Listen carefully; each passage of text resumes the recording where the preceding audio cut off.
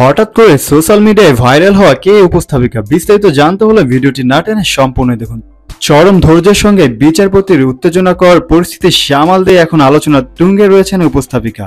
Channel আর television নিয়মিত talk show ভিত্তিক programme to the পয়েন্টের সর্বশেষ দুটি অনুষ্ঠানে সঞ্চালনা করেছেন দীপ্তি চৌধুরী। পুরো টক শোতে সঞ্চালনায় তার বাচনভঙ্গি, অঙ্গভঙ্গি, এমনকি অতিথিদের করাচি প্রশ্ন সবকিছু চমৎকার নিরপেক্ষতা বজায় রেখে জনগণের হয়ে অতিথিদের প্রশ্নের অ্যাপ্রোচ করেছেন তিনি।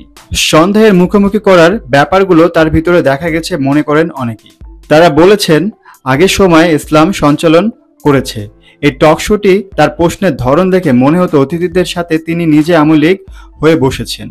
অথচ গত দু পর্বে এই নতুন হোস্ট প্রফেশনালিজম এর পাশাপাশি চরম ধৈর্যশীলের পরিচয় দিয়েছেন। শেষ পর্বে বিচারপতি মাহমুদ্দিন মানিক তাকে চরম অপদস্থ করতে চেয়েছেন। তিনি পুরো 3 মিনিট তর্কাতর্কি উত্তেজিত না হয়ে ঠান্ডা মাথায় ডিল করেছেন।